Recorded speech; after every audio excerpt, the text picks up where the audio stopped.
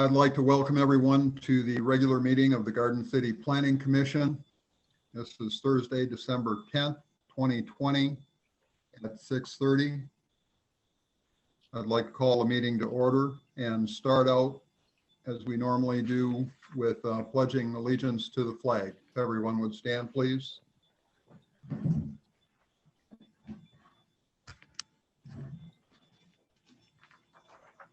Okay, I pledge allegiance to the flag of the United States of America and to the republic for which it stands, one nation, under God, indivisible, with liberty and justice for all. Thank you.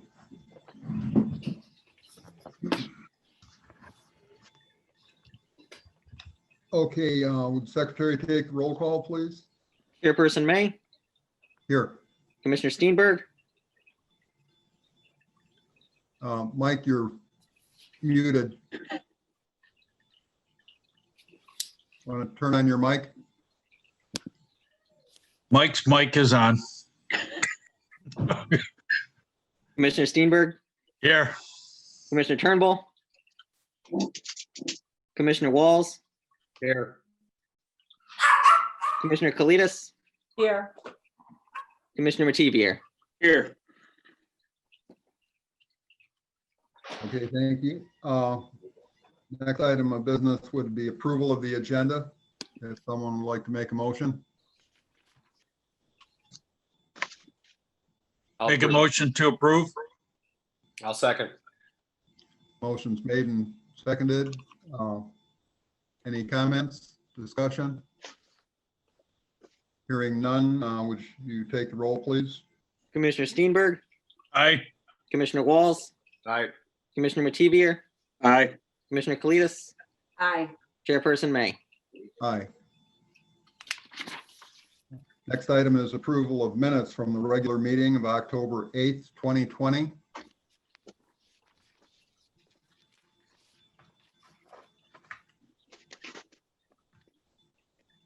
I make a motion to accept. I second. Motion's made and seconded to approve the minutes. Any discussion or comments? Hearing none, would you take the roll, please? Commissioner Kalidas, Aye. Commissioner Steenberg, Aye. Commissioner Mativier, Aye. Commissioner Walls, Aye. Chairperson May. Aye. Next, we have public comments on non-agenda items only. These are items that are not on the agenda that someone wishes to make a comment about. Is there anyone who wishes to comment on a non-agenda item? Anyone in the audience wishes to make a comment? Oh, we got a hand. We got Randy here. Can you guys hear me? Yes, we Yes. can. Okay, that's all. I just want to make sure I'm good. Thank you.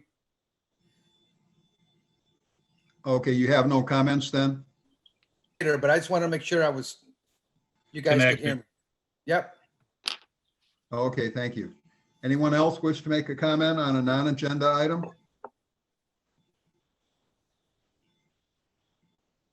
Okay, hearing none, we'll move on to business items. First item is a public hearing for the request for rezoning of 1812 Middle Belt Road from C2 Community Business District to R3 Multiple Family Residential. This is a public hearing. And to start us off, if we could have your presentation, Mr. Ortega. Yes, good evening, everyone.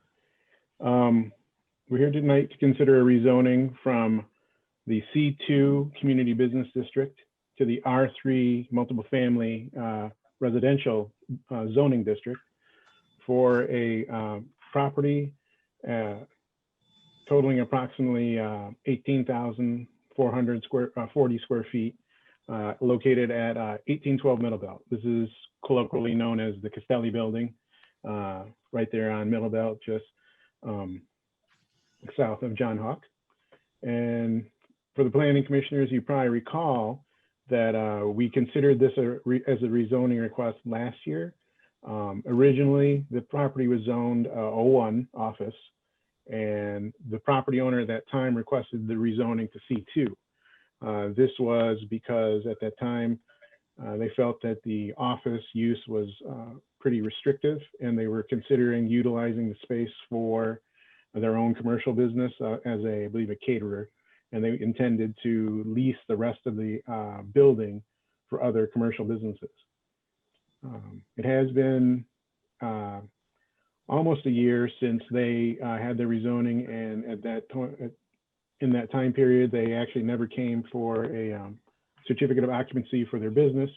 And to the best of my knowledge, there was just for lease signs, and I do not know of any businesses that approached them. So they have sold the building to the applicant for tonight.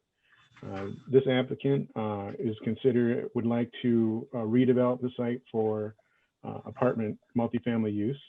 And so the first step in that process would be to consider if a rezoning would be appropriate. Excuse me. So as I mentioned, this site is approximately 18,040 square feet. It has one two-story building that's approximately 5,400 square feet on it, located to the front or west side of the property, directly adjacent to Middle Belt, and then to the rear of the building are parking spaces. When it comes to the site itself, it's Zone C2. It's currently vacant still, and the future land use designation for this site is mixed use. To the north, south, and west, it's also planned in this area for mixed use. To the east, it's actually planned for garden residential. And then when you take a look at the existing zoning, with this parcel being C2, to the north, it's actually zoned still O1. To the south, it's zoned O1. And then to the west, across the street from across Middle Belt, you have R1 zoning and PD zoning. But as we know, to the north is a church on the west side, excuse me, and then also there's the Garden City Meadows, the planned development, kind of attached single-family units on the west side of Middle Belt. So when it comes to rezoning, we take a look at various factors, but the most important factor to consider is the master plan. First, I'll go over whether this proposed rezoning is in accordance with the basic intent and purpose of the zoning ordinance. This consideration is basically to ensure if the rezoning would be compatible with the adjacent uses and would be capable of accommodating all of the required attributes inside the zoning district. So you look at the whole host of uses allowed in the R3. Since this is a straight rezoning, there's not a condition. It's not considering just for one use. You have to consider all uses in the R3. So that includes townhomes, two-family dwellings, multifamily dwellings, state licensed residential facilities. Those are all permitted by right. And then special uses that could eventually be requested are, municipal buildings, schools, hospitals, group daycare homes, and religious institutions. So allowing these type of uses to locate in this area actually would be consistent with the zoning, the intent of the zoning ordinance, which is to allow these higher density and more intense uses along our major corridors. We have all of our commercial and multifamily units zoned areas either directly adjacent to our major corridors, Ford, Middle Belt, Merriman, and Warren, or directly adjacent to it. So putting R3 directly adjacent to Middle Belt would be consistent with a zoning pattern. However, this corridor doesn't have a consistent zoning pattern along the corridor. If you look at the, I'm not sure if you have a color map version of my review letter, but on page 2, you got, like I mentioned, with the existing zoning, you have office on one side, you have residential single family on the west.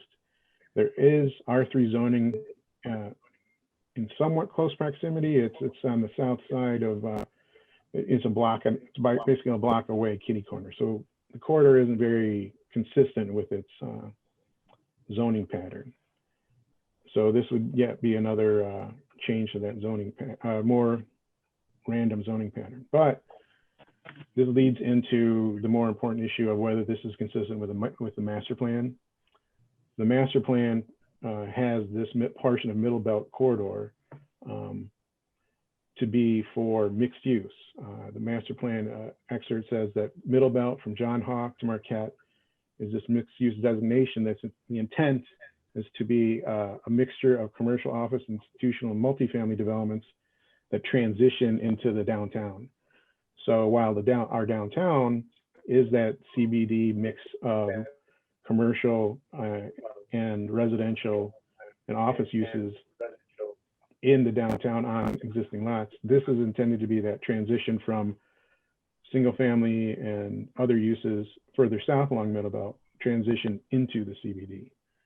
Now, this is a mixed use is typically involves commercial in one building and then residential in the same building. That's your normal mixed use configuration. It's interesting that the master plan actually goes on to encourage the fact that the uses could also stand alone on a site to be located next to other uses. This is kind of unique. It's kind of trying to factor in the existing conditions, the fact that right now the corridor has, some office buildings next to some residential buildings next to other commercial buildings. So I think that's what it's trying to do in an attempt to create a transition from other areas of the city into the downtown. However, I think in the end, the real intent of the mixed use district is to have on the same property, commercial uses on the bottom and residential on the top.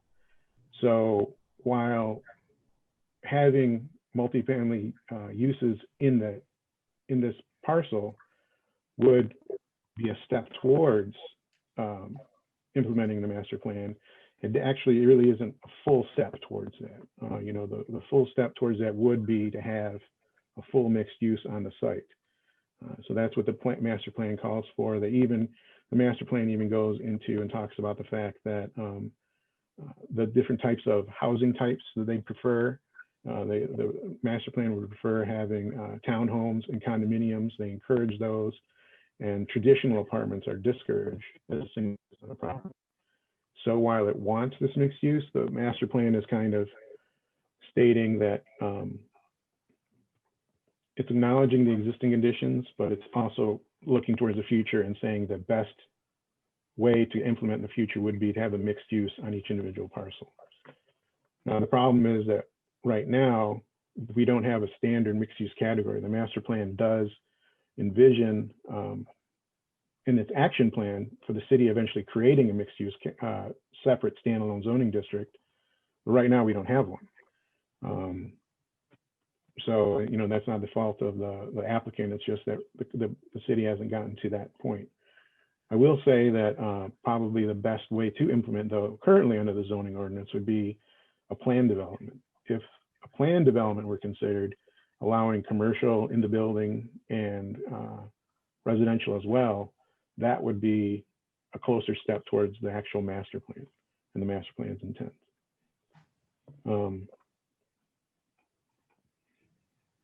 So my rest of the letter goes on to talk about the fact that, we, as I mentioned earlier, we looked at the site last year and you did approve and recommend, and the council did approve going from O1 to C2. That was mainly due to the market factors and the idea that the site can remain commercial, but just a broader mix of commercial. Apparently that hasn't worked up to this point. Obviously COVID had an impact in its marketability for all sites, but it's just that in that first year of attempting C2 zoning, it just hasn't worked out. And then with regards to any of the other factors, as I mentioned, the existing zoning pattern in the corridor isn't very consistent. You know, in other portions of the city, we go C2 along an entire corridor, or C3 or office. But in this area, we do have a mix of office, commercial, residential. So it's kind of hard to say if this rezoning would be consistent with the zoning classification surrounding land, as noted in paragraph 7, just because there is this mix of districts in the corridor already. One thing I will note is that when it comes to the requirements of the proposed zoning classification, whether the site could accommodate all those, it could. The site itself, based on its size, would limit the amount of units that could eventually be developed on the site, because we do have standards in a straight R3 district that would limit the number of apartments that could be developed on the site. The total number of apartments you could have on a site is a function of the actual acreage. So the zoning ordinance would limit the density to a certain number. But the site overall could accommodate, because it does have a significant amount of parking.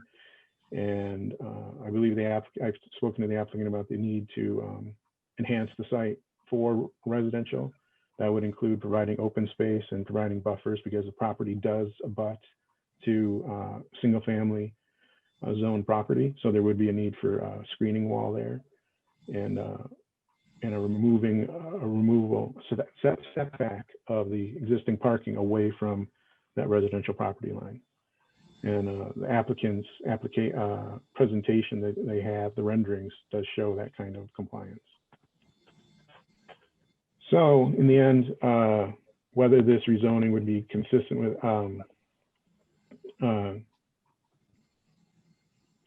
the redevelopment of the site for multifamily residences would result in a new use that can be designated to be compatible with existing adjacent uses. However, it's not in full compliance with the master plan. It would create a mix of uses in the corridor. It would continue the existing corridor's transition towards the downtown, but it's not a full step towards full implementation of the master plan. Full implementation of the master plan would involve a mixed use designation, such as, like I said, as it was utilized as a PD.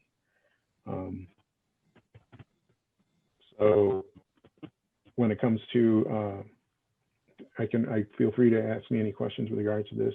I don't have a full recommendation simply because, as I mentioned, it is a step in the right direction. However, it is not a full, in full compliance with the full lockstep with the master plan. I do have some findings of fact at the bottom of my letter that you can utilize with any kind of recommendation for your use.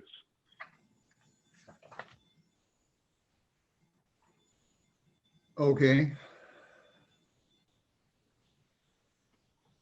Well, next we'll open the public hearing to the general public. If anyone wishes to make a comment on the rezoning, if you would raise your hand. This is also time just for commenting. It's not for discussion back and forth or asking questions with the commission at this time. So is there anyone who wishes to comment on the proposal? Yep, so I do have a couple hands. We can go to Randy first. Okay. Hello, Randy, do you hear me? Yeah, can you guys hear me? Yes, we can.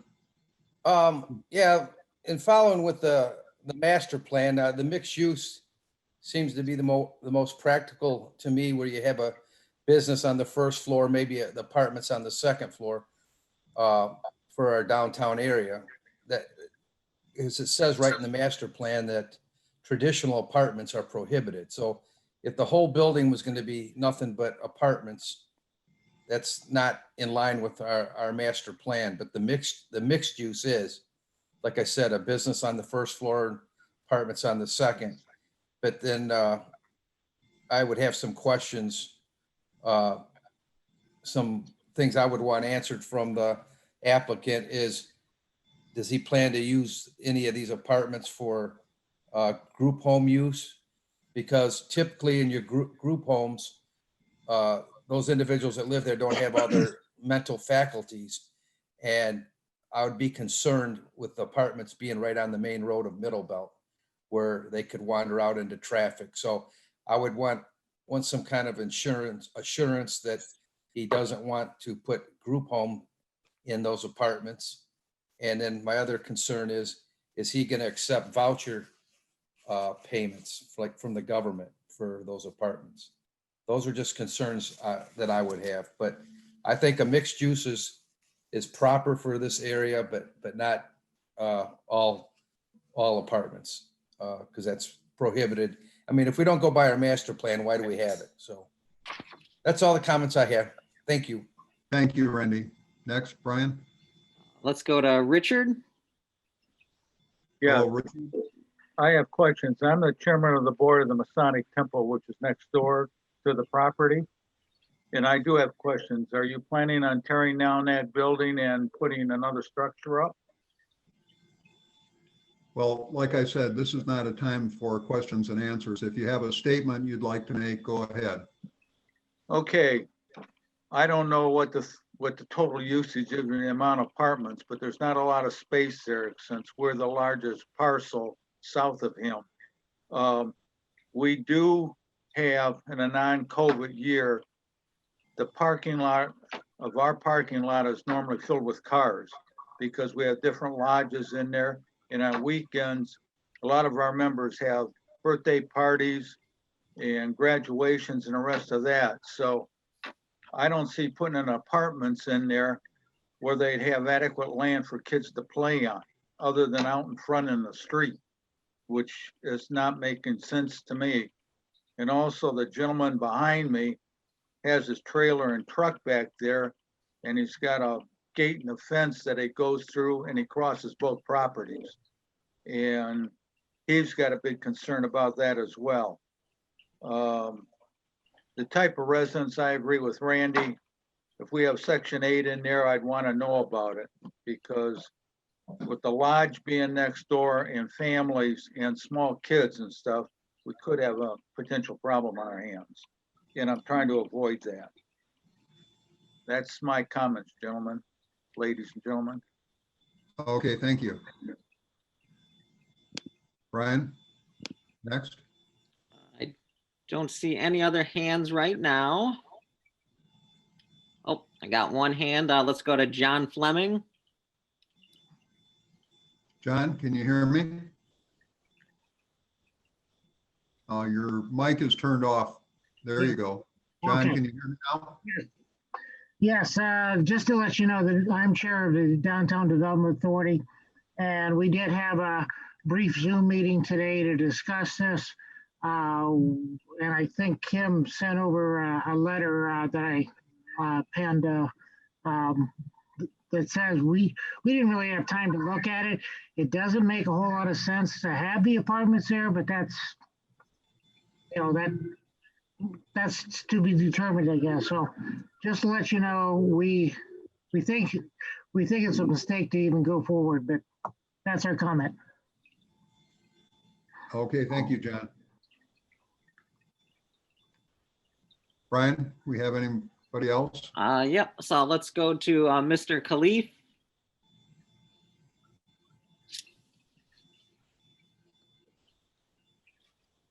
Oh, he looks like he's still Yeah. on mute.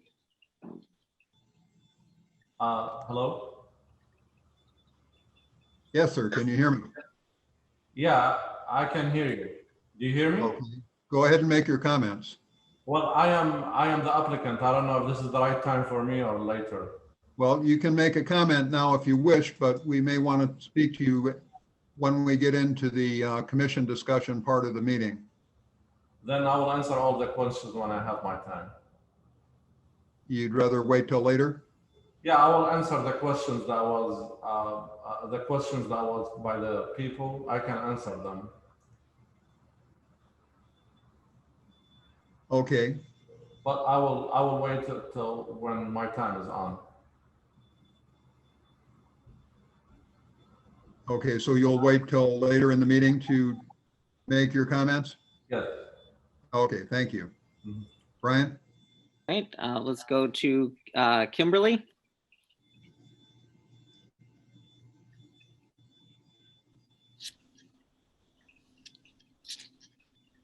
Hello? Hello, Hello? Kimberly. Hi. I just wanted to verify that everyone did receive the email from the DDA with our comments on McKesson's rezoning review. Okay. And did you have Did all of any? did all of the commissioners receive that email? Yes, I did. Okay, did you want Was to it make? sent out, Kimberly? It wasn't sent out until this afternoon. We weren't able to have a meeting with the board until this afternoon, about 4 No. o'clock, I believe. No, I haven't received it yet. Mr. Chair, if I may, yeah, my apologies. I did mention prior to the meeting that I would read in the DDA's correspondence because they did send it to us. And my apologies to the DDA because we did receive the application, but they didn't receive it in time for their regularly scheduled meeting. So they were capable of adding another one. So if you like, I guess maybe during either now or presentation of written comments, whichever you prefer, we can officially read theirs into the record. While we're going ahead with the public hearing, why don't you just read that email for us? Okay. So it is on the DDA letterhead. It's just to the Planning Commission of Garden City. The DDA Board of Trustees has reviewed the rezoning review from McKenna, the property located at 1812 Middle Belt. The board has several concerns regarding this request. Please refer to our comments in the attached document. At this time, the Garden City Downtown Development Authority would respectfully recommend to the Planning Commission to deny the request to rezone 1812 Middle Belt from C2 Community Business to R3 Multiple Family Residential. Sincerely, John Fleming, Chairperson, Garden City Downtown Development Authority. And then they go on to ask several questions throughout the letter with regards to, how the conversion of the building into apartments would benefit the downtown, questioning the size, they'd like to know the size of the apartments. Okay, well, maybe we could deal with their questions during the next part of the meeting. Okay. Okay. Kim, do you have anything else? I just wanted to verify that everyone was able to read the reasons why the DDA is requesting denial tonight. Well, we haven't all seen that yet, but we're going to get the remainder of your email later in the meeting. Right. Okay. Thank you very much. Okay, thank you. Brian? Let's see. I don't see any more hands right now.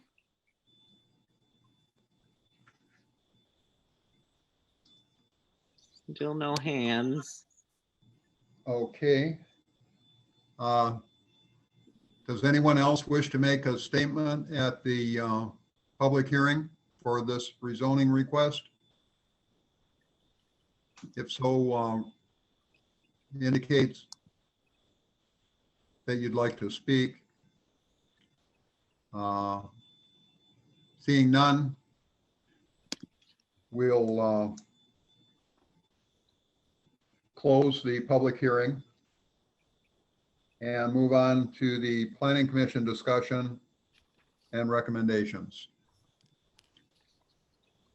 Okay. Does anyone have any comments first? Anyone on the commission? Yes, I have a question for Mario. Mario, in our master plan, do you know why they're discouraging apartments in lieu of condominiums or site plan or the other options that you mentioned? I'm not sure. I was actually kind of hoping maybe some of the planning commissioners with some experience might have some insight into that. I would say that in the downtown, it definitely makes sense to discourage traditional apartment buildings simply because you want that level of activity on your streetscape that a commercial storefront provides. So having a traditional apartment where the ground floor is occupied by residents kind of doesn't lend to the activity we want in the downtown with pedestrian level commercial. However, this is in the mixed use, which is transition to commercial. When it comes to a traditional apartment, It is, based on its style and how it's designed, I could see it pretty much being the same scale and mass as any kind of commercial or other mixed use building, you know. It's really the use of the ground floor where it makes a traditional apartment disparate from a mixed use. And to get into it a little bit more, as you could probably tell, I was kind of struggling with the master plan because it wants mixed use. It emphasizes your traditional kind of mixed use where it's commercial on the bottom, residential above, or office above. But then it also allows for these mix of uses to occur on adjacent properties, which is kind of unique. Like I said, I think it's trying to reflect the existing conditions of the corridor. The fact that right now we do have like a dentist office next to a single family home, next to, you know, the Masons, next to this office building, and the next to like Excel Drone, a commercial business. So I think it's trying to hedge its bets that way. And to get back to your question, Mike, I guess it's thinking that one housing type would be the one that wouldn't lend itself to more activity, I guess. I mean, I don't really know why it wouldn't. I'm thinking in its previous usage as a real estate office, in the not too distant past, it was a very busy area, but none of that traffic really spilled over into downtown anyhow, either in the way of vehicular or pedestrian. So I don't see the conflict that seems to be indicated here. I have to agree with you, Commissioner Steenberg. I think probably we would get more pedestrian traffic from an R3 than we would have from the old commercial that was there, or the office with the real estate office. Yeah, that's what I'm thinking too. Actually, I kind of think the R3 is probably more desirable than the C2 in that area, but Being as how we have a fair sampling of R1 up and down that corridor. That corridor doesn't seem to be a heavy C2 or C3 usage right now. We have comparable C2 and C3 at both ends of that mile-long strip, but the area in between is pretty much occupied by R1 and religious. yeah. Pretty much, not exclusively. As you say, there's a smash thing in there. But for the most part, I'd say it's the religious institutions and R1. So to me, this C3 designation seems like it would lend itself to pedestrian traffic in our downtown corridor, which is precisely what we're trying to encourage with having our entranceways to all the C2 on Ford Road open up to Ford Road and not to the parking lots that are behind the buildings. That's all. Yeah, I tend to agree with you. I think it would promote more pedestrian traffic than the other use would. Maybe we could hear from the applicant to see just what he's proposing at this time.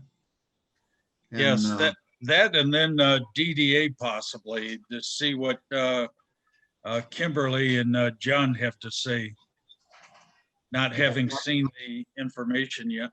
after we get his actual proposal. Okay. Yes, Mr.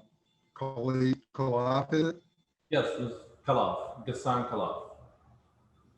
Could you give us an idea about your proposal, sir? Sure.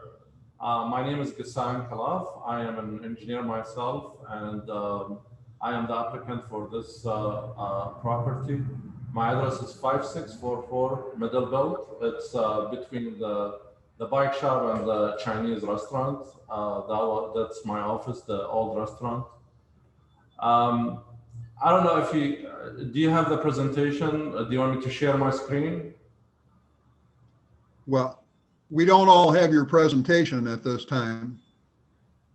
Mario, can I share the screen? Brian? Yeah, if you have the presentation, you can do the share screen and we can take a look at it. Okay, so I press share screen. I don't know if you can see it or not. Right now, your video is not on. What we can do, if it's okay with the applicant, I do have the a copy of your presentation. I can share my screen. And if you just want to direct me when to go to the next slide, we could do that. Sure. Yeah, let's go to start with page 3.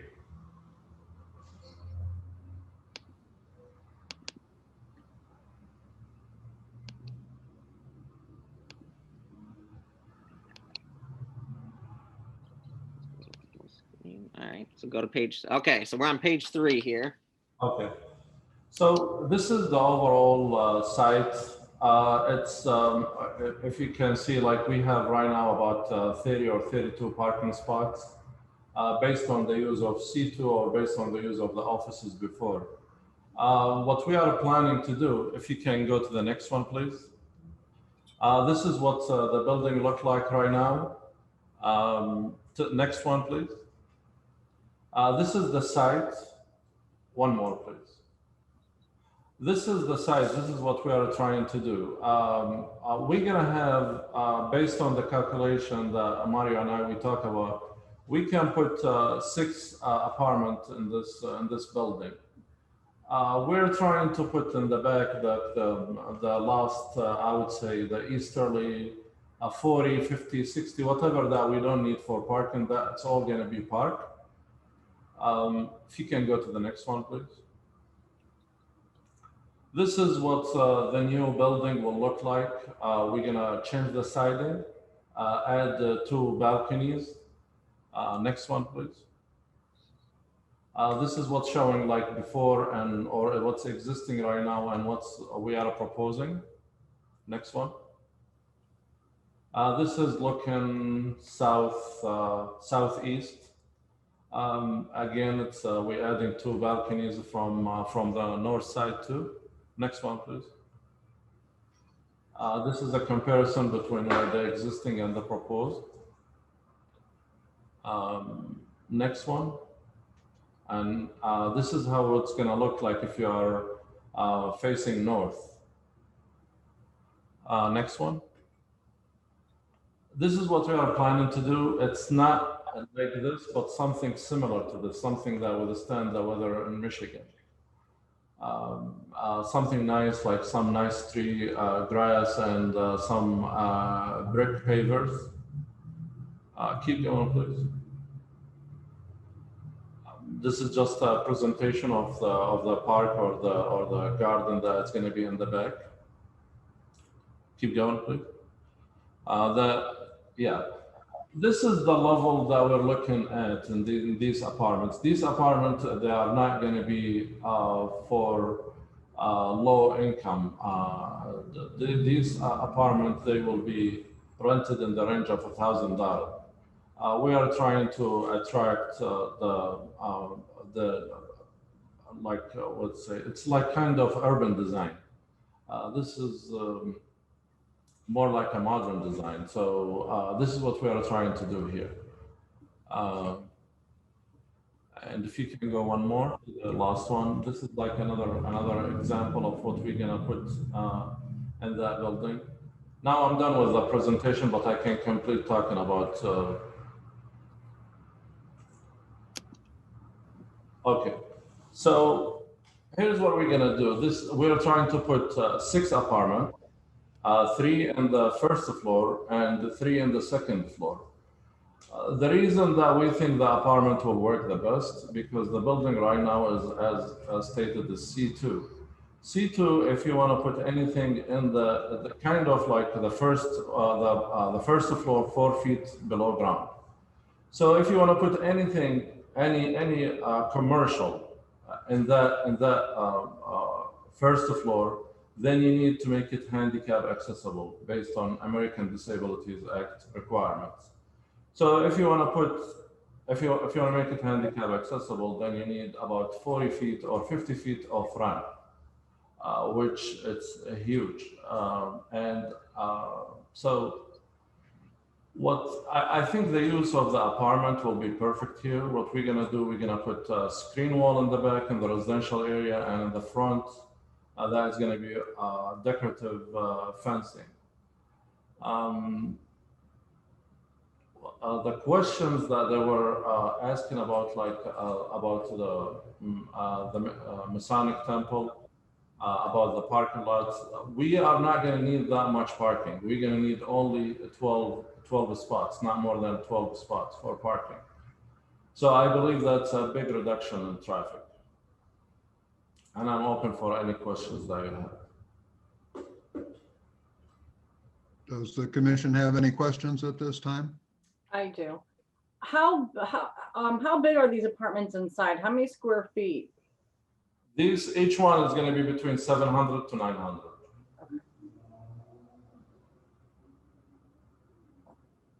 Is that a 1-bedroom apartment or? 2-bedroom apartments. The 900 is 2-bedroom. Yeah, actually, 6 of them at 900. 6 of them at 900. So the total number of units are 6 or 12? No, the total number is 6. It's going to be between 6 and 7. But the number right now that I'm thinking about is 6. Not 7 is allowed, but I think I'm going to go with just 6 of 2-bedroom apartments. It appears that you have a plentiful amount of parking there. Approximately how many parking spots are on the site now? I believe right now they are 30 or 32 spots. Yeah, looks like quite a few. So for a change, parking does not seem like it would be an issue here. Well, actually, yeah, almost half of the parking lot is going to turn into grass area. Okay. Now, the green space that you're talking about creating, the park area, is that towards the easternmost part of the lot at the very back? Yes. Okay. Anyone else have a question or comment? Does the DDA have any comments they'd care to make?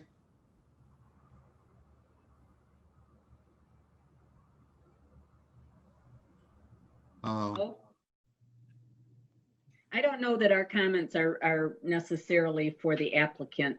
They're more for the planning commission. Okay.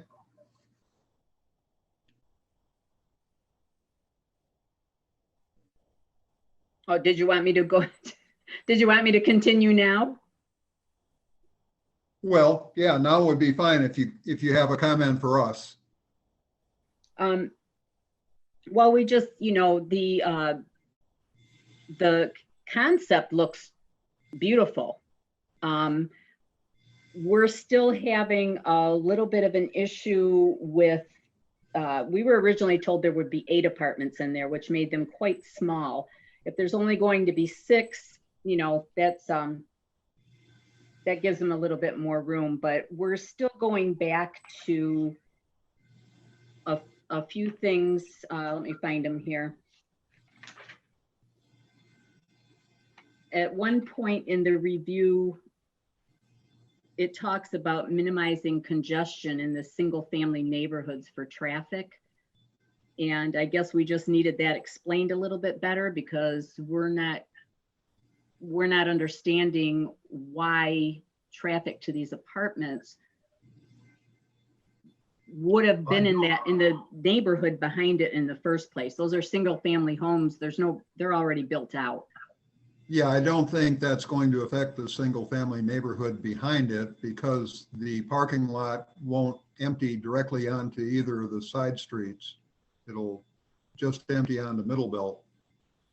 Right, but the comment that's made is that having these apartments here would minimize traffic congestion in the neighborhood behind it.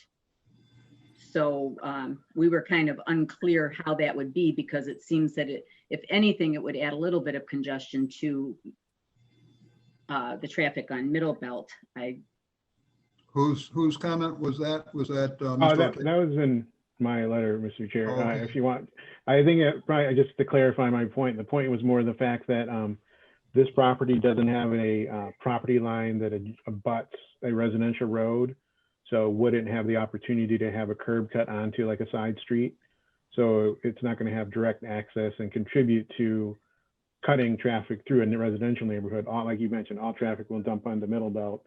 And based on what I know of the Middle Belt's functional classification and categories from Wayne County, the traffic volume on Middle Belt is sufficient to accommodate, and it's highly rated. So it has the ability to accommodate the traffic volume generated by the 6 apartments. So that's all I meant by that. Probably shouldn't have mentioned it as Yeah. minimize congestion. It's just that it won't contribute more, I should have said. Well, yeah, with just 6 apartments there, I can't see that it would actually congest the traffic on Middle Belt, but we needed that explained. That was one of our questions, Mario. And the other thing that we do keep going back to is that master plan. And, I think Commissioner Steenberg was referring to it where it's mentioned that the master plan discourages traditional apartments. It does not discourage them. It flat out prohibits them. And I think that that is a distinction that needs to be made when we're looking at the master plan. So that's pretty much it. I think there was also a comment made that most of that area right there is already R1, but if you start at the Masonic Lodge and head north, none of that is R1 already. So we just, we had the comments, we wanted to be heard, and we also possibly want you to take more time on discussing this before a decision is made. And that was why we asked that it would be denied tonight. Okay, well, thank you. Thanks. Fred, Yes. I would be curious if John, also from the DDA, if he had any comments on this as well. Yes, I do.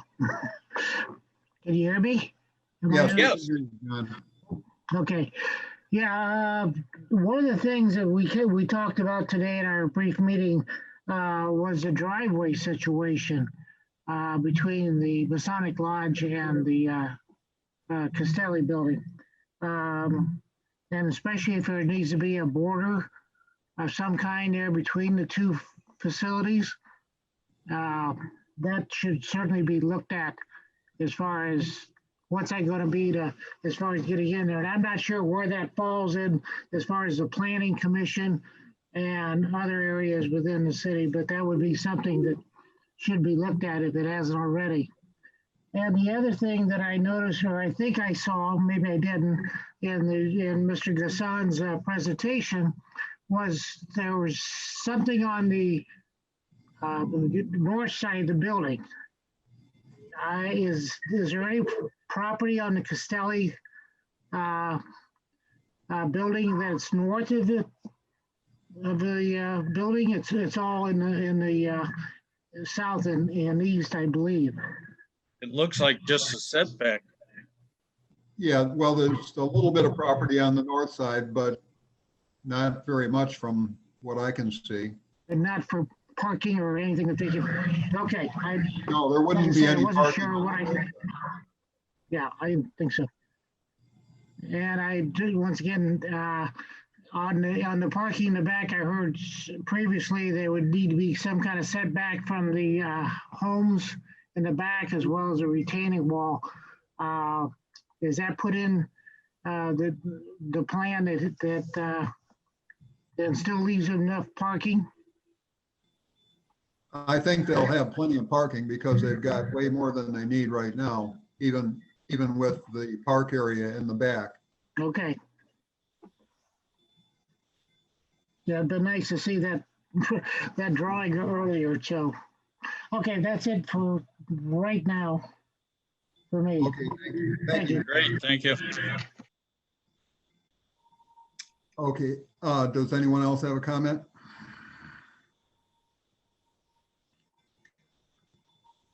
As far as the master plan and the mixed use section, creating individual districts for mixed use, I'm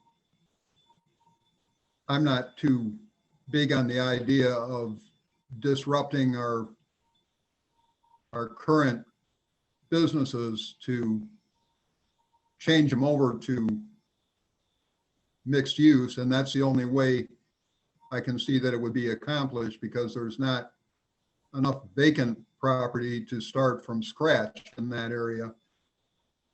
I think it would probably be a good idea to change the focus of mixed use to where we allow mixed use in certain commercial districts, office districts, along with the residential, rather than create a district for it by itself. But that's just my feeling about the mixed use and how I think it can apply for us. I think it's fine if we can encourage it, but I don't see any real way that we can start developing a mixed use like we were in downtown Birmingham or something. I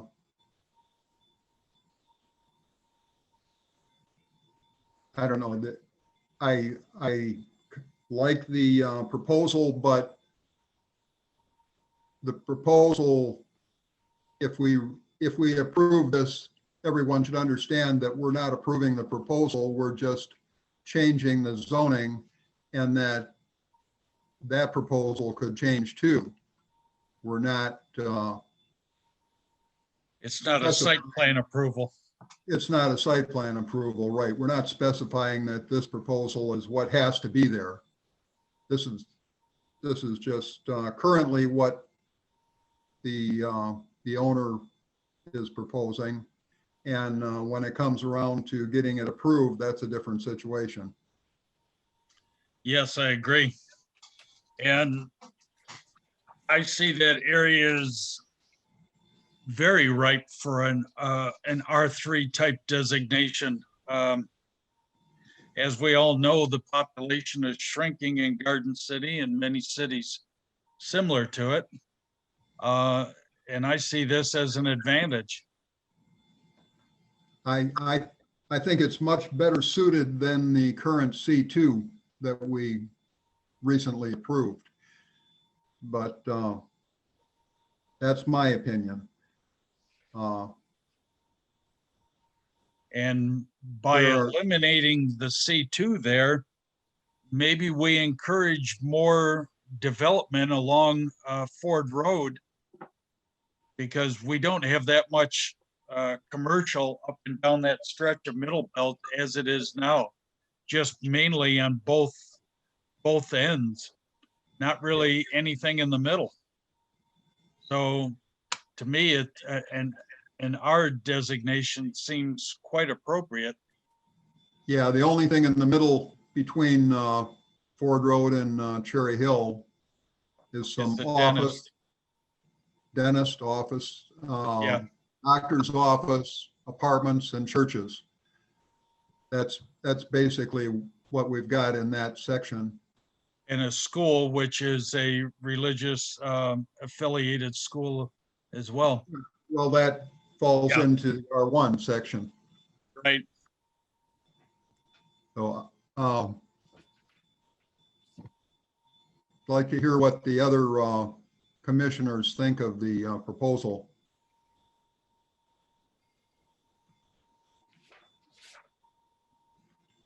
So are you talking about then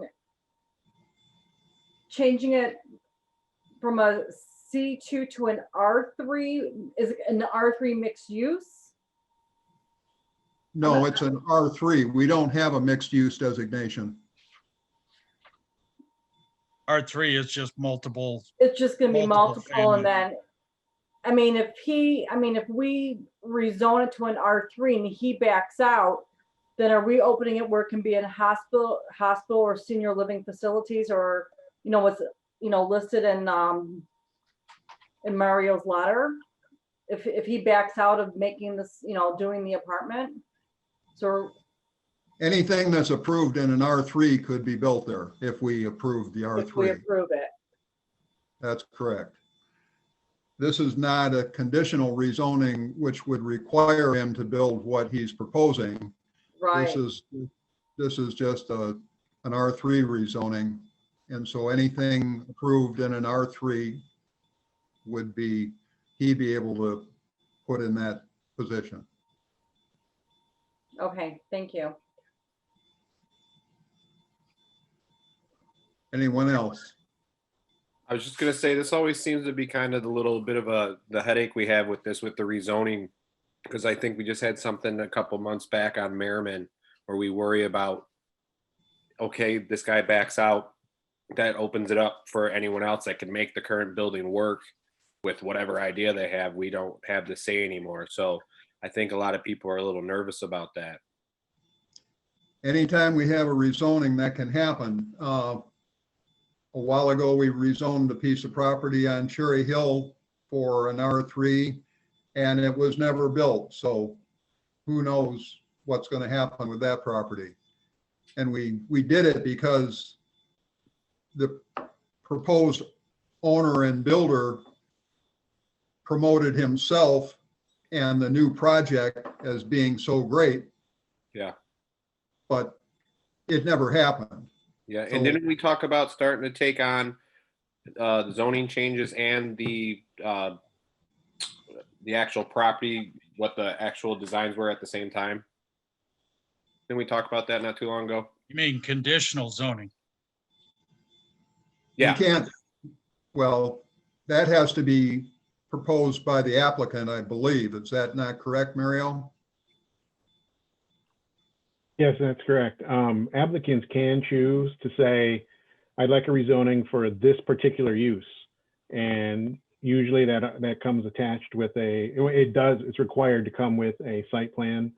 And then you actually have an agreement between the city and the applicant for that rezoning. But it has to be all initiated by the applicant. They have to be the ones to approach us about it. Fred, Yes. the applicant does have his hand up. I didn't know if you wanted to. Okay, yeah. If we have a comment from the applicant, go ahead. Sure. I just want to address your comments about the assisted living or the people with mental health issue. This building cannot be for that business. The reason because the second floor is above the finished floor, the finished grade by 5 feet, and the basement or the first floor is lower by 4 feet. So you cannot, any kind of business like this needs to be ADA compliance, need to be handicap accessible 100%. So this building cannot be assisted living. Thank you. Okay, thank you.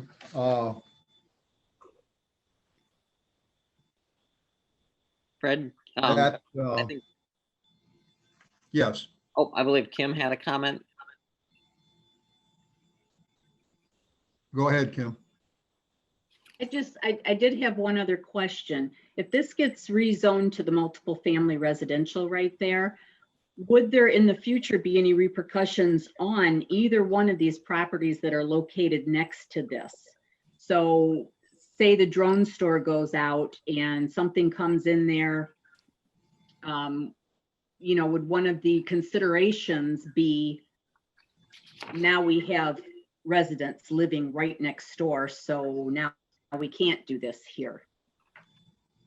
And I guess for an example, like with Maplewood Lumber, we do have a residence behind that. So there's been an issue with noise and stuff like that because there's a resident right there. Would that, does anybody think that that would be impacted by having residents right there in between other commercial businesses? Well, we use the R3 somewhat as a buffer between R1 and commercial, so it could still be a buffer if a commercial was next door, as it is now. So I guess I don't see that as an issue. I wouldn't want to see that parcel zoned as an R or a C3, but I think neighborhood commercial is probably appropriate there because that's what the current use is. I'm not sure that it's zoned properly for the current use though. From, I mean, maybe my zoning map isn't up to date, but Fred, yes. it seems to me that changing it from a C to an R would be a greater buffer to the R1 that's quite prevalent to the east. Wouldn't that be so? Oh, I think so. Yeah, I think that's Especially with, currently we have a C2 there, which gives a commercial use right next to R1. And the R3 is certainly preferable as a buffer rather than the C2. especially since all those parking spaces to the eastern edge or the rear of the property would be trimmed to make way for the little garden parkway pedestrian area. That would seem to even I would certainly be happier with the whole thing if we had a site plan that came along with it, but we don't. So, I mean, there's no real guarantee that any of that's going to happen if we rezone it. Correct, but we're always going to have the last word on a site plan, so. That's correct.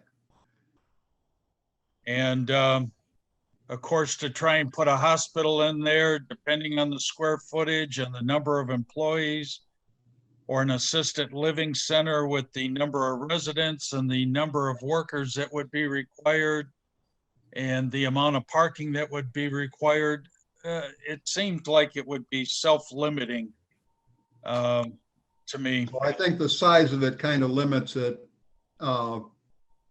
It doesn't seem that it's big enough for a hospital. Correct. No. Right. So that's what I mean. It's kind of self-limiting in the different uses that are available in the R3 based upon the square footage of the property, the existing square footage of the building, and the existing parking. So I don't think we can be harmed by changing this zoning to multiple. I think it's preferable to what it is now. Personally. Absolutely. And let me know when you want to entertain the motion. Well, does anyone else have a comment on any of the other commissioners?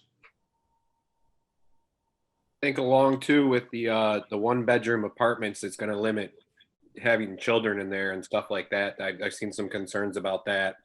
You're gonna have a lot of probably business individuals or single individuals living in those one bedroom apartments, maybe a couple. Oh, absolutely. But I know this is not New York, but in New York City, they are renting apartments that are 90 square feet, which is basically a walk-in closet. But there's a demand for living and people are figuring out how to do it.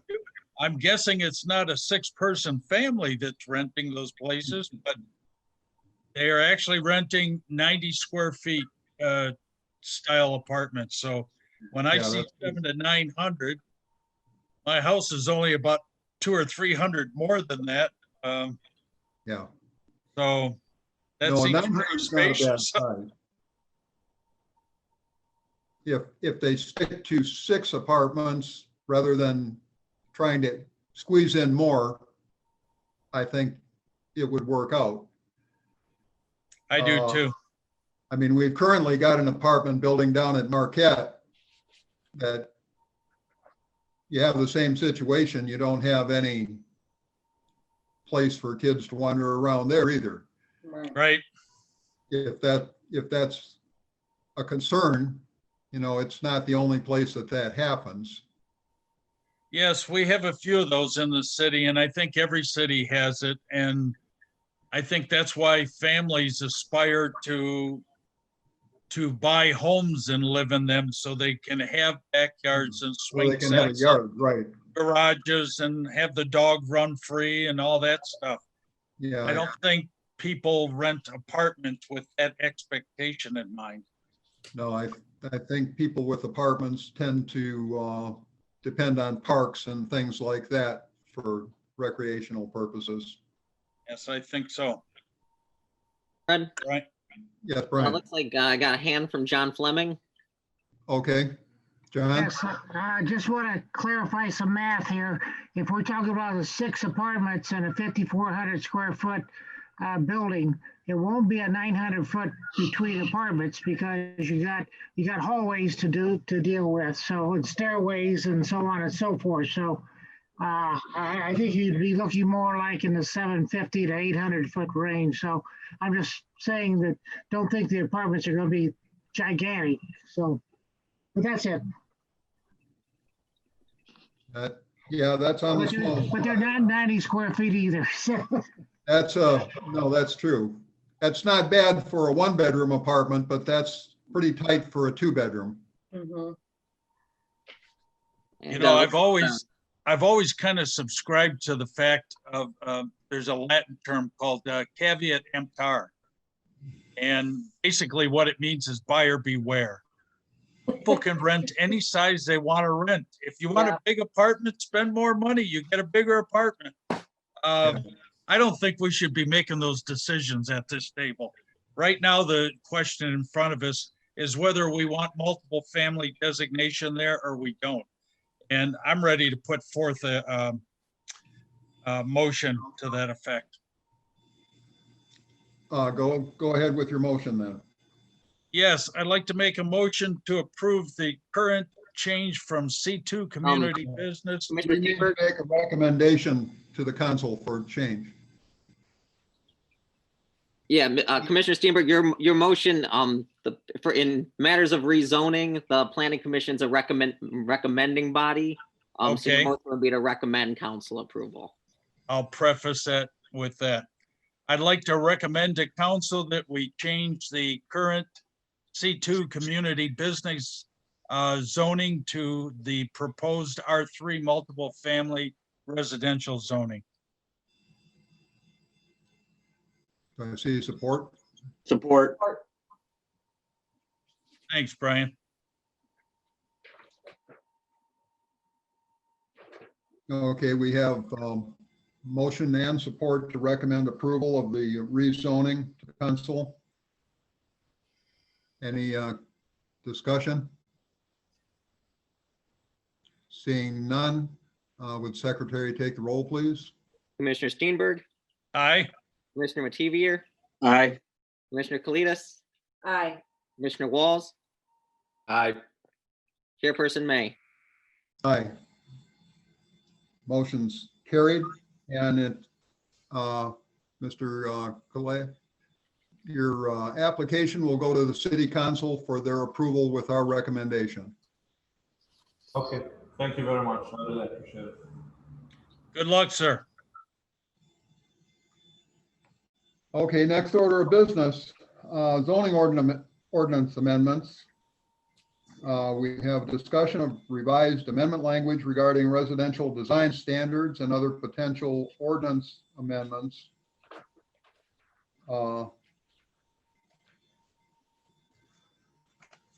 Take these one at a time, I guess.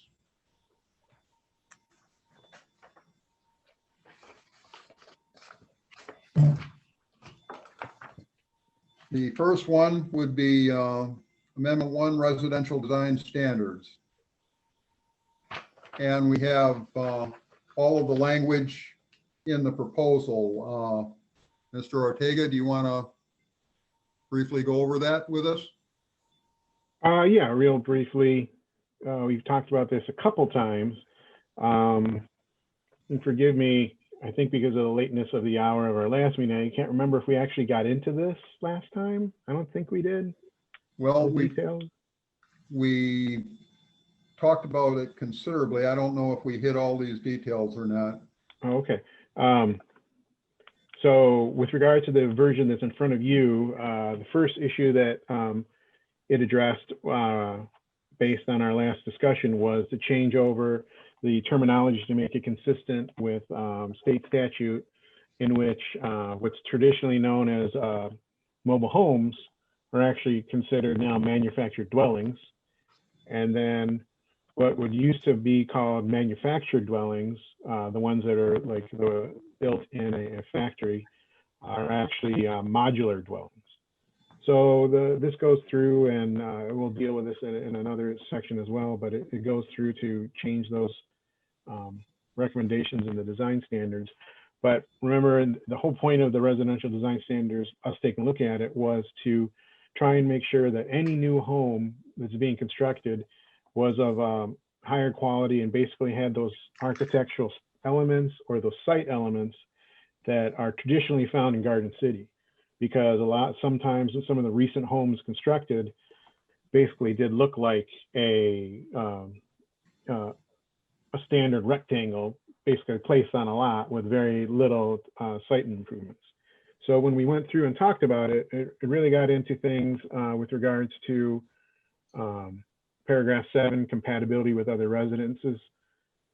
There's always two options to go. Some communities get into the weeds and very detailed and say you need to have X% of brick, your windows have to be this size, you have to have this much facade facing with to the rear with this much material. We've gone with what's more communities find is effective, which is compatibility with other residences in the area. So looking at those things, materials, design elements, architectural style, the variety and percentage of materials of other homes within 1,000 feet. So that's paragraph 7. And so it's the idea whenever someone proposes a new home, the building department and myself and the zoning administrator would take a look at all homes within 1,000 feet to make sure the proposed items I just mentioned would be similar style and character to those. And then one thing we do get into specifics is when it comes to exterior materials, so I at least 2 different types of materials on all dwellings. Usually this results in someone having a very nice foundation of more substantive materials, some kind of masonry or something to that effect, and then having the siding at the higher elevations. You find that a lot in Garden City, and I think it looks pretty nice. And so this would require that of any new home. And then getting into more specifics that we talked about that you wanted to address, having a certain amount size of storage area, because some of these new homes did not have them. They're actually requiring a garage. This paragraph 14 on page 2 would require new homes to have a garage. They can choose to have attached or detached. And then specifically having a front porch. I did talk to the building official about this, and he mentioned it didn't have to get that specific with regards to the materials, because so that's why the last sentence in paragraph 15 is, and using the terminology that he uses, so it's the base, skirt, or apron of all porches and stairs and must be fully enclosed with a solid material. And then lattice or balusters, which are framed, may you use only in combinations with columns or piers. So it basically gets that look of so that it doesn't look like a deck. That's one thing we've been concerned about. We have people basically putting decks in their front yards with that, and that really comes across when you have the foundation, excuse me, you have the plane of the deck and then nothing below it. So that is what, like that solid area is called a base or a skirt or an apron. And so having that as solid, or having that as columns with lattice in the middle, like more of a traditional, what style you'd call that, but that kind of, you know, New England style home, even though I know that's not normally found in the city in so many places. Having that enclosed, I think, addresses the deck issue. Paragraph 16 was changed to require at least one tree in the front yard, in addition to having, you know, grass throughout the rest of the area, and then also planting landscaping elements along the foundation. And that was the main ones that I believe, were addressed from your last comments. Okay, does any questions about the First Amendment? And here, Someone, if there's no questions, someone want to make a motion to recommend approval? Well, Mr. Chair, if I may, there's a couple new ones in this, and so in the past, and it's up to you guys how you want to do it tonight. In the past, we bundled these together so that multiple ones would go to the council at once, and they'd adopt them all at once in one fell swoop, instead of doing them once at a time.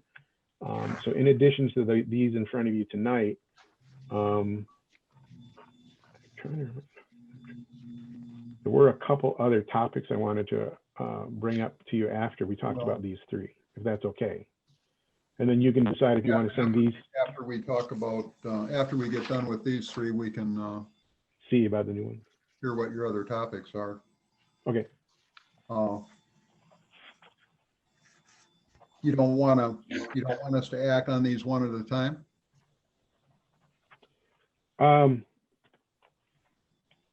Mario?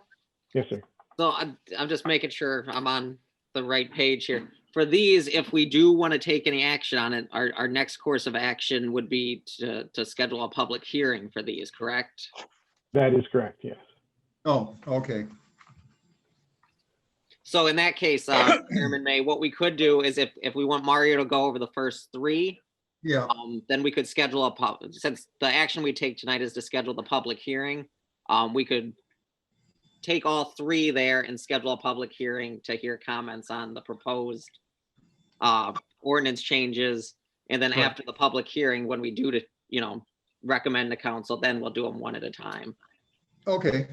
Yeah, I'm sorry. I was getting ahead of myself, not looking at the public hearing part. All right, if you want to go to the next section under definitions. Mario? Yes. So when we had our discussion about residential design and it brought up the issue of making the language consistent, I went through the rest of the zoning ordinance to make sure that the zoning ordinance would be consistent and similarly be consistent. So Amendment 2 is where it just takes out it replaces the existing language that is no longer accurate, new language which would be accurate. And most importantly, it actually has a very, it revises our definition for what manufactured home dwelling is, based on Fred's suggestions, because I think these are excellent because they really get to the crux of the difference between the two. Whereas a manufactured home dwelling is a structure built in a factory to HUD Title VI standards versus a modular home, whereas a modular is a structure substantially similar in a factory in accordance with the City of Garden City Building Code standards. So I think that's a good distinction, and I think that's an excellent way to make that very crystal clear to applicants. If they want to be considered a modular home and be located on an individual single-family lot, it can be constructed in a factory, but it has to be up to our city building code. Whereas if they want to bring in something that was built to HUD Title VI standards, that has to be located in a manufactured home park, which right now we don't have, so they couldn't put it in the city. So, and then this amendment goes on to, as I mentioned, just goes through the rest of the sections of the zoning ordinance, specifically section 154.159, to change out the verbiage, to make mobile homes manufactured dwellings, and to make, and because there's very few other places where we address modular, it addresses that as well. So that's all Amendment 2 does. Okay, yeah, that's basically what we discussed about that. Okay, you want to move on to Amendment 3, certificate of occupancy? Yes, this is something that came up once again in the course of day-to-day activities in the building department and having discussions with the building official and other people in the department.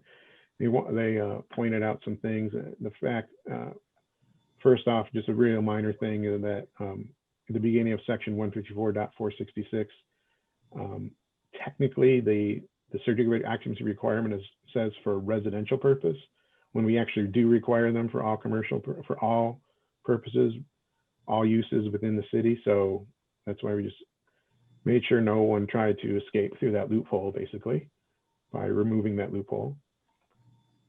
And then going to the end of that section, creating a new paragraph F with,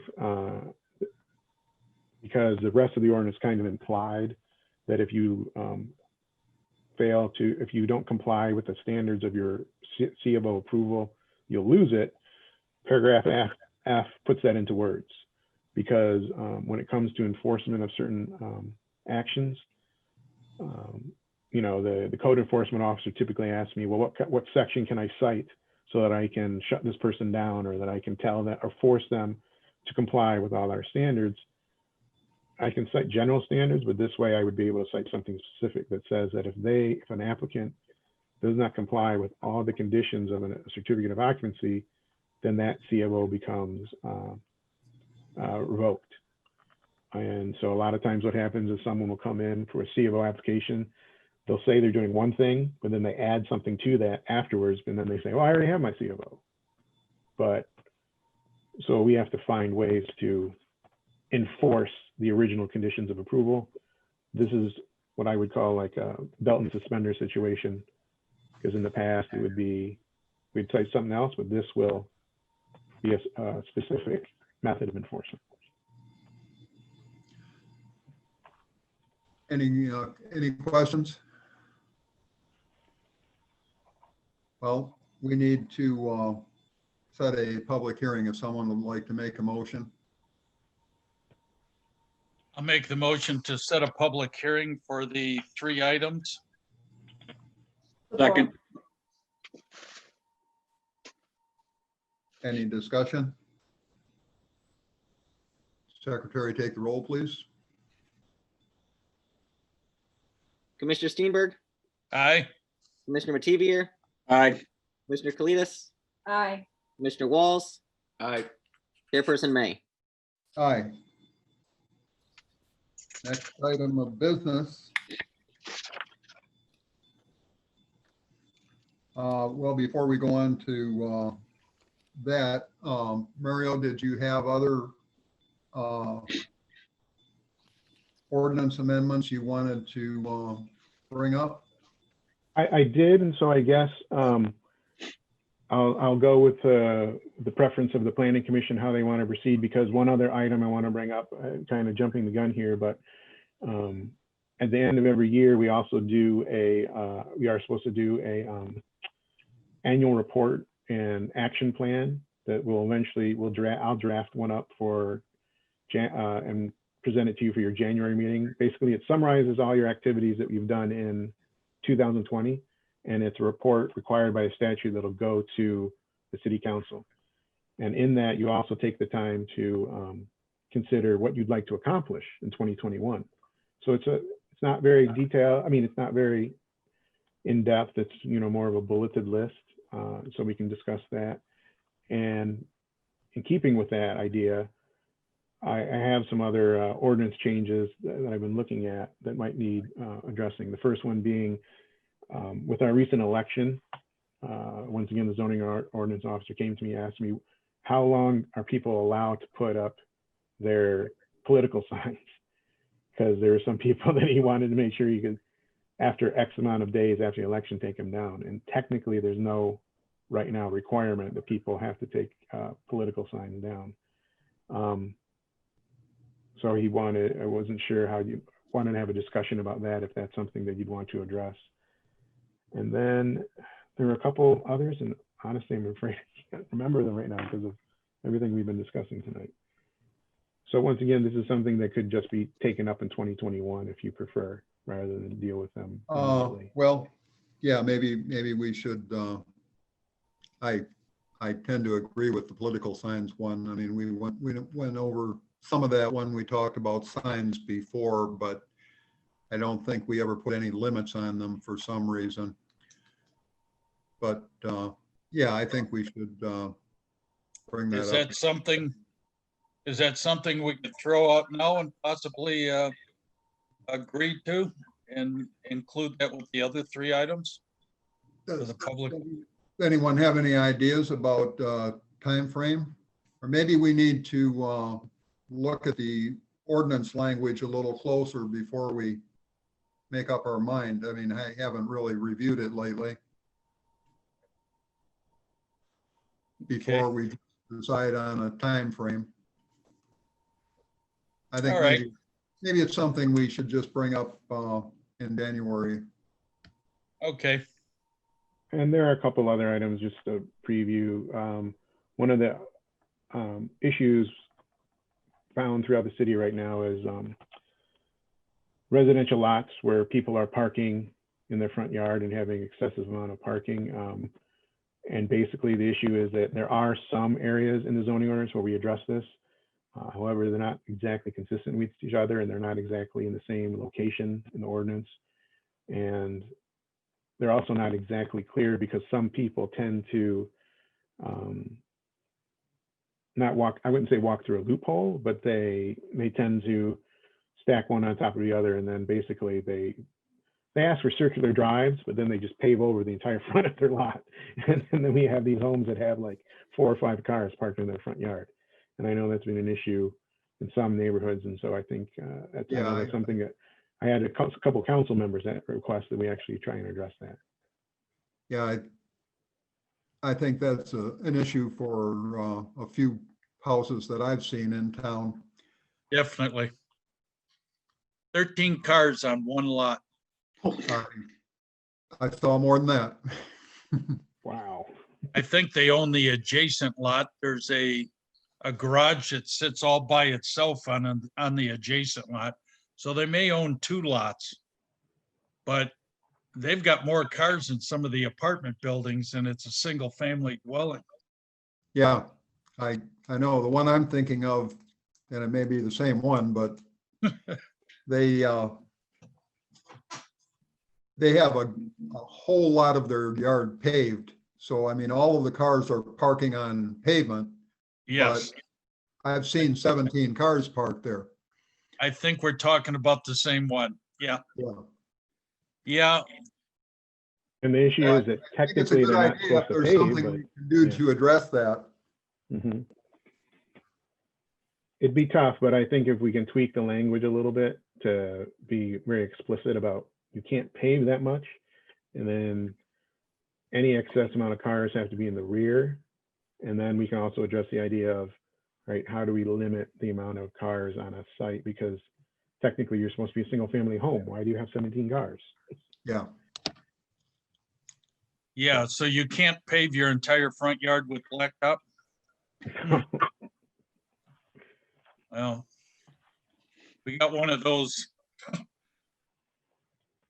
Yeah, I don't know. It's too bad we can't do it retroactively, but And the heck of it is, the one that's right in my neighborhood that did pave their whole front yard, they've only got 1 car there. really, So I guess they just don't like to cut grass. It wasn't for parking. that could be it. Yeah, Alrighty.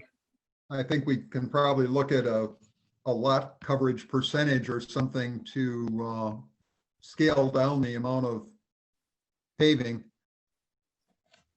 And that's exactly what it would be, Fred. And then if Impervious we talk surface, about hard the lot number coverage. of cars that can be parked in front of the structure too, that might be a way to talk about it. Yeah. All right. Well, I guess that'll be a January. Okay, Okay, well, the next item of business is election of officers. We have discussion and nomination for chairperson, vice chairperson, and secretary for 2021. So Fred, for these ones, what we can do is we can do each one individually. Or Yeah. if the commission, wants to keep it the way, the officers as they are, we could also entertain a motion to, retain chairperson, vice chair, and secretary for 2021. But it's up to you which way you'd like to proceed. Vote by acclamation. That's fine with me, if that's how everybody wants to proceed. I have no problem with the way it currently is, so. The- seems like we're good. Sounds good to me. All the existing officers are willing to keep their current position. I will. All right. Anybody else? I'm good, yeah. Okay, Uh, and Mike, Yeah, okay. Someone want to make a motion? probably somebody other than us. I'll make a motion to pass that, to keep it. I support it. Okay, motion made and seconded. Any other discussion? Brian, take the roll. Commissioner Walls, Aye. Commissioner Mativier, Aye. Commissioner Kalidas, Aye. Commissioner Steenberg, Aye. Chairperson May. Aye. Okay, moving on. Okay.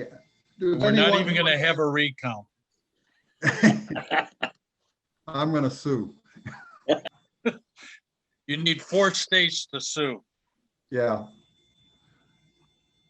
Anyone have anything they want to discuss as far as planning or zoning matters? We'll go around, Mike, starting with you. Yes, I got a couple things. McDonald's is open for business. Hallelujah. About Finally. 5 years in the making on this one. I It was think it's the closer to longest- 10.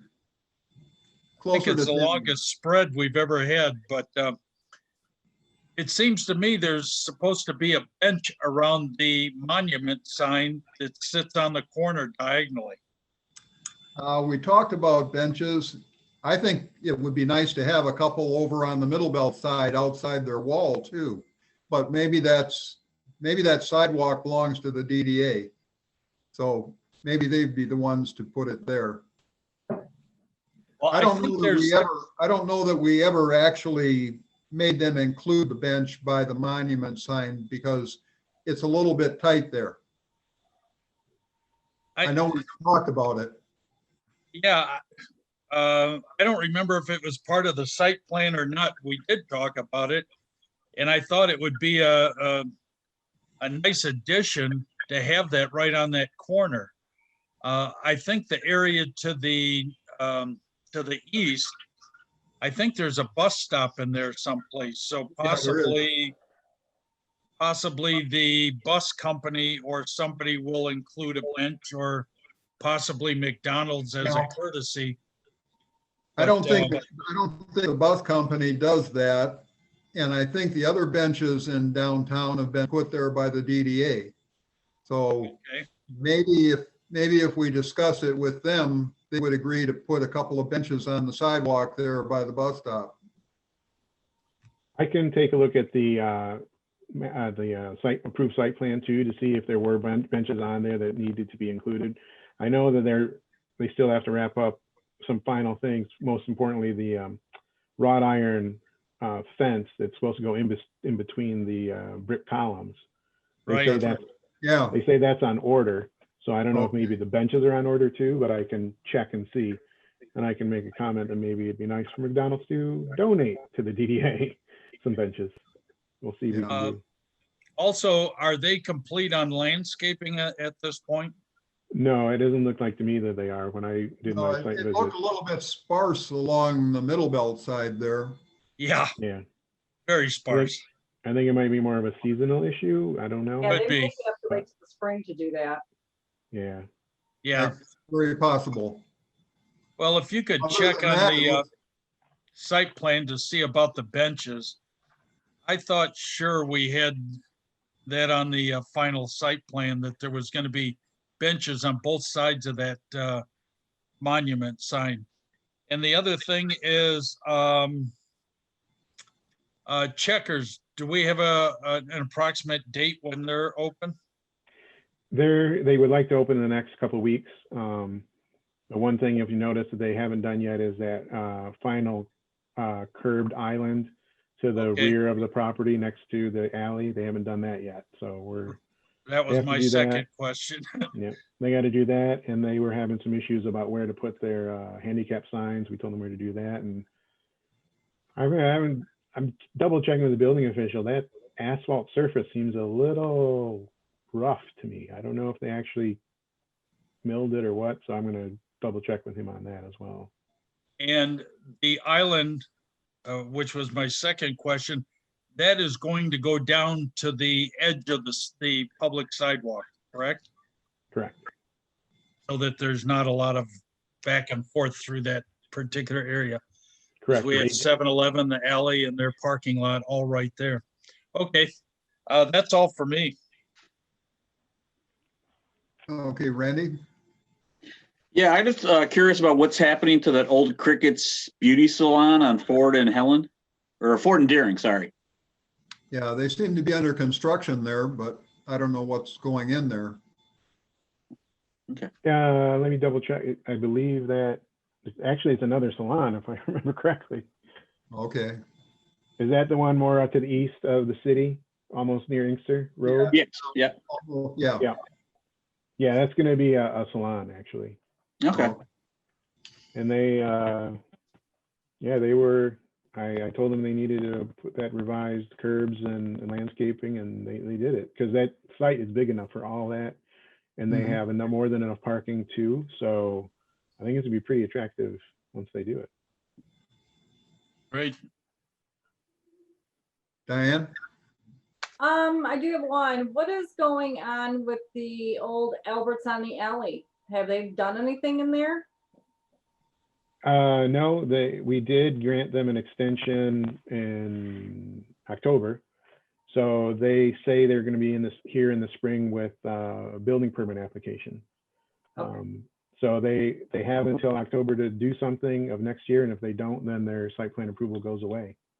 So, Okay. I saw a few trucks parked out there one day, but I haven't really seen any work being done. Yeah, about a week ago, I saw that too. There is a question about the meeting schedule. On our notes for this meeting, it shows the next meeting is January 14th of 21. And on the separate sheet that shows the meeting schedule for 2021, it doesn't show, it shows the next meeting is January 27th. That 27th. The 27th is the zoning board of Zoning appeals. Appeal. So the planning meeting dates are the top. That's a good reason to wear the glasses, I think. Yeah, Okay. Never mind. okay. Eric, did you have anything? I don't got anything. Okay. Normally, we vote to approve the meeting schedule. Should we do that or? Yeah, that's what I was gonna say, Fred. I included the the schedule. Basically, ours are kind of determined by where it says the second Thursday. But we will normally we do make a motion basically this one that was in your packet is the one that we put together for the second Thursday of each month next year. So if somebody wants to make a motion to receive and file the 2021 calendar, we can do that.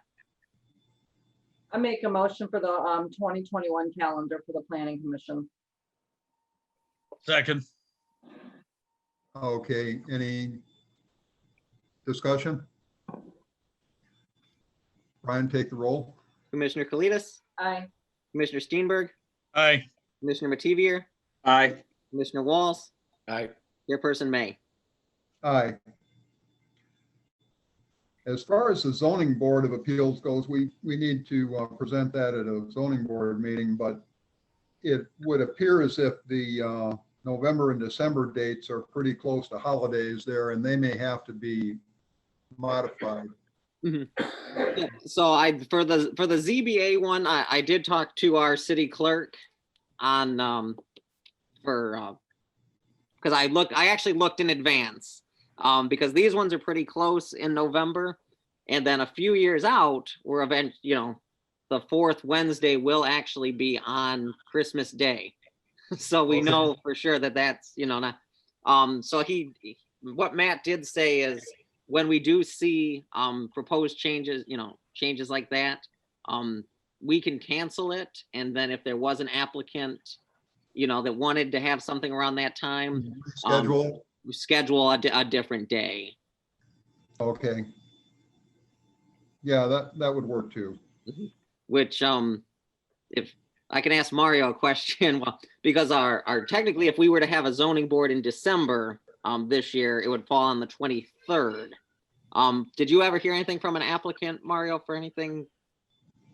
I haven't, and based on the fact that, the package would have to go out next week, if he does present something to me, I'd have to tell him he'd have to wait till January because I couldn't get a review in time. Basically, just to let everyone know, I had someone interested in establishing a regulated use, and they weren't through the process of, they were supposed to be going through the process of asking the adjacent properties if that would be okay with them as part of the regulated use approval process, and he hasn't done that yet. So, or at least I haven't heard an update from him on the status. So therefore, he's just gonna have to wait till January. Okay. All right then. Well, next regular planning commission meeting would be January 14th, 2021. Hope everyone has a Merry Christmas and a safe one. Same to you. Yeah, and Mr. Chair, if I may, I know that we also normally try and have a holiday party, usually trying in December. I know last year we did it later, and with COVID and everything going on, I know I probably should have brought it up earlier, but I don't know if there's any opportunity to do something, but probably kind of hard if the restaurants aren't even open right now. Right. Under the circumstances, I think everybody understands that it's not a good time to be getting together anyway. Right. It's unfortunate, but we got to deal with the circumstances as they are. Fred? Yes, Brian. I do actually, Randy's still here. He's got his hand up. Okay, Randy, what can I do for you? Yeah, I just had a quick question, because hearing about the 01s earlier, I thought a year or two back, we were gonna get rid of all the 01s in the city. Did that ever happen? I mean, no, did it fall by the wayside or what happened? No, we've been kind of picking them off as they come up, but we haven't made a move to get rid of them all. Okay. I was just curious because I remember talking about that, and I thought that was our goals to eliminate all the 01s in Garden City. So, all right. And Randy, that's a perfect example of an item we can talk about, the planning division talk about next month, and then it'll be on our report to council if we would like, because that annual report is also supposed to say what are the priorities for the planning commission for the upcoming year. Yeah. And it is something that we can make our recommendations and the council will provide us comment. So Okay, I will definitely add that as in the draft that I'll present to the planning commission next month. all right, thank you Great. very much. Thank you, Randy. Yep. You guys have a Merry Christmas. You And too. Thank you. Mayor You too. Kalidas looks good in the background. Yeah, Oh, hey. How you doing? how you doing, Bill? Good. Okay, Mario, do you have anything else tonight? No, sir. Just hope everybody has a Merry Christmas. Okay, Brian? No, that's it. Have a good Okay. Christmas. Have a good holiday, everyone. Too. Merry Christmas to everyone. Merry Mask Christmas. up, stay safe. Yep. Happy holidays. Meeting's adjourned. Merry Okay. Christmas. See ya. Good night. Good night. Thank you, everyone.